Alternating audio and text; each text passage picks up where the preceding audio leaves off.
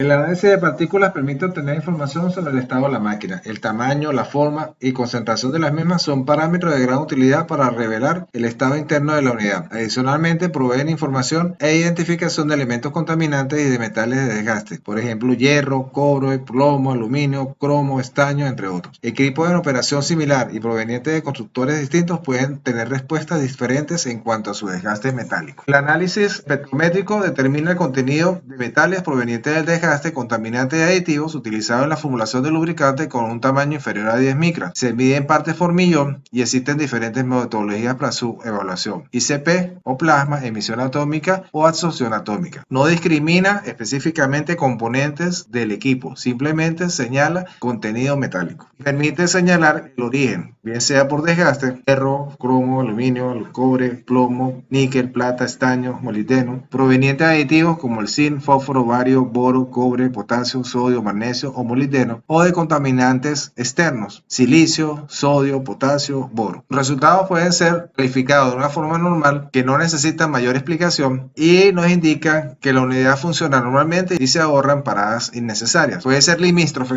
donde pueden darse recomendaciones específicas de mantenimiento o tomarse acciones si hay indicativo de que hay desgaste de un componente. Usualmente hay que muestrear a menores intervalos. O crítica, que indica fallas potenciales y la existencia de condiciones severas. Nos permite realizar recomendaciones de mantenimiento y en unidades críticas se atienden de forma inmediata. Los lubricantes están expuestos al mismo tipo de deterioro, por lo cual se realizan ensayos similares para evaluar si están en condiciones de permanecer en servicio. Las razones importantes para analizar incluyen la solución de problemas, determinar el intervalo de drenaje más apropiado y el mantenimiento y preservación del lubricante. En muchos casos es posible encontrar data del fabricante, la cual puede variar de un constructor a otro. En otros no se dispone de información. De no existir data, es de utilidad el análisis de muestras periódicas a fin de monitorear y realizar el estudio continuo de tendencias que reflejan determinados parámetros durante la vida y uso del equipo. En el universo de máquinas que existen a nivel industrial y automotriz, podemos inferir el origen de la fuente primaria de algunos metales. Por decir un ejemplo, aluminio, normalmente proveniente de pistones, cojinetes, suciedad o aditivos; el cromo, proveniente de cilindros, anillos, refrigerantes, cigüeñales, engranajes; el cobre, bien sea de cojinetes o de las tuberías del refrigerante; fósforo, de aditivos, refrigerantes o engranajes; estaño, de cojinetes, refrigerantes, y así para muchos otros metales como los señalados en la tabla. Como se dijo anteriormente, cada fabricante tiene límites diferentes. En el caso de Caterpillar, Cummins, Mack, Deus y Detroit, fabricantes de motores diésel, se señalan los límites normalmente utilizados por estos fabricantes como límites condenatorios o permisibles, especificando valores en partes por millón para metales como sílice, hierro, aluminio, cobre, plomo, cromo, estaño, plata y zinc. Asimismo, se indican fuentes típicas de metales para motores diésel y cuál es su origen y fuente. El conocer los contenidos metálicos de un motor o de una maquinaria particular nos permite inferir la posible causa. En el caso particular del hierro, nos podemos inferir trabajo de la máquina en frío, mal ajuste de partes. En el caso de la presencia de cobre, desprendimiento del sistema de enfriamiento del aceite; presencia de plomo, desgaste de cojinete de babi o material de soldadura; aluminio, más incremento en la oxidación, desgaste de cojinete del turbo y sobrecalentamiento de pistones; cobre más agua o glicol, fuga en el sistema de enfriamiento de aceite, desgaste de cojinete de empuje o desgaste de los cojinetes o de los bujes; aluminio más incremento de oxidación, oclusión de la lubricación del turbo, problemas en el turbo por arranque o parada inapropiada; la presencia de silicio, cromo y hierro, entrada de polvo en el sistema por inducción y posible desgaste de anillos y camisa de cilindro; silicio, hierro, plomo y aluminio, la presencia de plomo, la presencia de polvo en la parte inferior del motor, riesgo de avería del cigüeñal y de los cojinetes. Por su parte, la ferrografía emplea la evaluación microscópica y fotográfica de las partículas de desgaste. Estos resultados proveen un profundo análisis de la composición de partículas, por ejemplo, hierro, cobre, bronce, y el tipo específico de desgaste, por ejemplo, corrosión, abrasión, entre otros. La ferrografía es una técnica muy eficiente, es altamente costosa y toma más tiempo que otros tipos de análisis. El establecimiento de un programa satisfactorio de análisis de lubricante nos permitirá aumentar la duración de los equipos,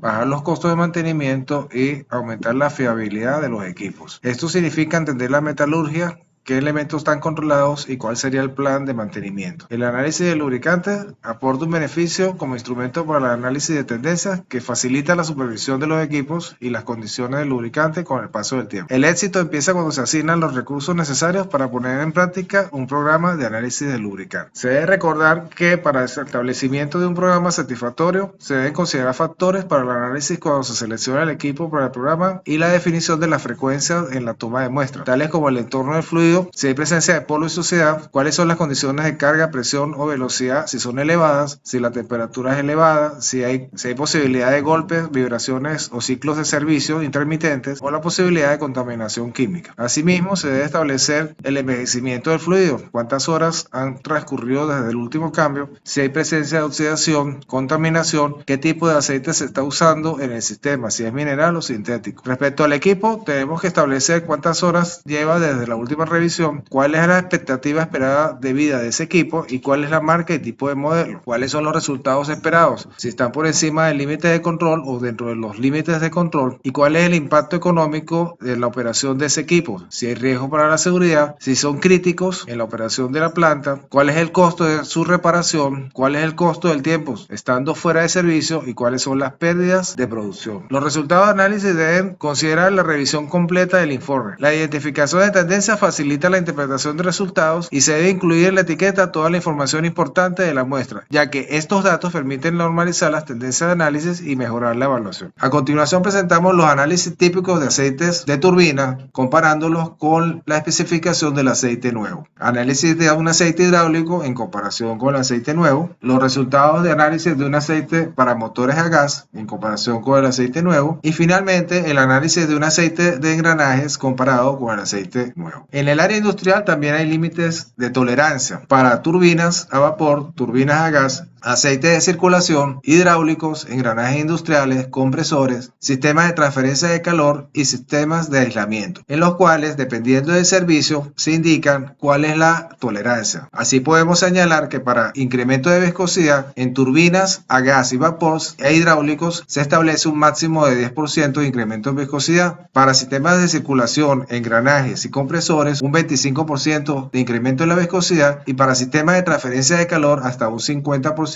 es permisible. Respecto al número ácido, se establecen límites más estrictos en el caso de turbinas a vapor y a gas y en sistemas de aislamiento, siendo más flexible o menos rígido en sistemas de circulación y en sistemas de transferencia de calor. En algunos equipos es de vital importancia evaluar la presencia de insolubles, que están constituidos por aquellos materiales sólidos capaces de contaminar el aceite lubricante, como son partículas carbonosas, metálicas, polvo y productos resultantes de la degradación del propio lubricante. En este caso particular, se exigen para turbinas a vapor, turbinas a gas, engranajes industriales, compresores y transferencia de calor. La presencia de agua también tiene límites de tolerancia en aceites industriales, siendo el máximo permisible en la mayoría de los casos 0,2%. La siguiente tabla presenta límites de tolerancia permisibles o referenciales para equipos industriales, señalando específicamente los límites para viscosidad, punto de inflamación, número ácido, número básico, contenido de agua, insolubles y la presencia de combustible en el seno del lubricante. Son referenciales y deben ser tomados como una guía. La tendencia y la evaluación continua del aceite nos permitirá establecer el límite condenatorio específico para cada máquina. Igual que las pruebas físico-químicas presentadas anteriormente, también en el área específica de metales, también existe límites de tolerancia referenciales para aluminio, boro, cromo, cobre, hierro, plomo, silicio, plata, sodio, estaño y zinc. En el caso de humedad, apariencia, olor, no se tienen límites numéricos y la interpretación es dada por el observador. En la siguiente tabla se muestran las pruebas según cada tipo, para motores diésel, motores a gasolina, motores a gas, transmisiones, diferenciales, mandos finales, turbinas a gas, turbinas a vapor, sistemas hidráulicos, turbinas hidráulicas, engranajes cerrados,